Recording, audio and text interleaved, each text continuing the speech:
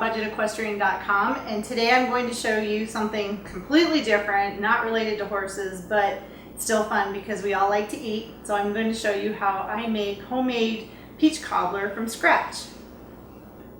Okay, so to get started, these are the things that you're going to need. And if you want to find the recipe of how I made this, I actually have an article of it over on my website at budgetequestrian.com.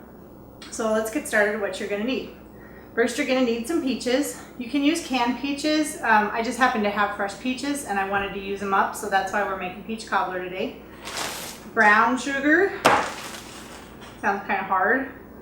Baking powder, some different spices, so cinnamon, and this is a baking spice mixture. Vanilla, I use homemade vanilla, which is really yummy. Cornstarch. You can also use tapioca, but I happen to have cornstarch and it's easy. Iodized salt, just salt will be fine. Butter in the sticks. Flour. And this is a big thing of sugar, so that's what you're going to need. Oh, and you are going to need some lemon juice. So now we're going to make the peach cobbler. First things first, you want to set your oven to 425 degrees, so that way it's preheating while you're chopping up your peaches. And for this recipe, I use 9 peaches, and that's to fill, I think it's a 9 by 11. It's the bigger glass cake pans. So just use your judgment. If you've got 8 peaches, that's fine. You can also use canned peaches, and I'd probably say you'd need like one of the big cans and then one of the smaller cans to get the same equivalent. And there's no right or wrong way to do this. So once your peaches are all chopped up, that's what it looks like. So now you're going to sprinkle on 2.5 tablespoons of cornstarch, 2 tablespoons of lemon juice, and some sugar. I did 1/2 cup of sugar, and then I'm also adding just some brown sugar because I like the way the flavors mix together, and it makes it kind of bubbly and it makes it more solid. That's what the cornstarch does. It helps it so it's not so runny. Then you're going to put your peach mixture into the oven for 10 minutes. And while that's baking, then you can create the biscuits for the top. And I like this biscuit recipe because it's more like a sugar cookie topping that's not hard and crunchy like a cookie. So I did 1.5 cups of flour, followed by 1/2 cup of granulated or white sugar.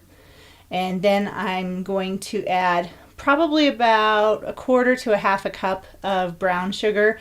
Again, I didn't really measure, I just put some in there and it seems to work out fine. Then you're going to add 1 teaspoon of baking powder. That's what's going to help it raise. Then you will add 1/2 teaspoon of salt. This is iodized salt, but you can use whatever salt you have. And then I added 1/2 teaspoon of baking spice, and this is mixed baking spices. You don't have to add this, but if you like the spicy, like nutmeg, things like that, you can add that too. And then I added 1/2 teaspoon of vanilla, and then I'm going to add 1 stick of butter that I've melted in the microwave, and then kind of mix everything up.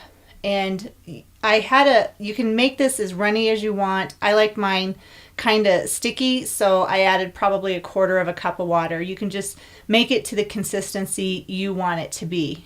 And again, you'll see in a minute when I'm spreading it, it's more like a cookie dough. So it's really yummy on top of the peach cobbler. So once you have it all mixed up, then you're going to pull out your peaches from the oven that we're baking for 10 minutes. And then you're going to spoon the biscuit mixture over top of the peaches. And it sits on top pretty well, so you don't have to worry that it's going to like go down in between the peaches and like just suck up all the juice. That's why I like to make it this consistency, because it will kind of fill in the spaces along the top of the peach cobbler, but it's not runny, so it doesn't go down into the peach cobbler. Because what I found is if you make it too runny and it kind of infiltrates down in between the nooks and crannies of the peaches, it'll actually absorb all of the juice. So I like to keep my peaches and my biscuit mix separate, which is why I make it kind of like a soft cookie. That's what it ends up turning out to be like, is kind of a soft sugar cookie, which is nice because it's soft and it's yummy. And when it's all done baking, then you can put some ice cream on top of it and it just tastes amazing. So now I've got everything pretty much done, and I'm going to sprinkle it with some sugar, and then we're going to return it to the oven. So this time it's going to bake, remember, 425 degrees, and you're going to bake it for about 30 minutes or until the topping is golden brown like this.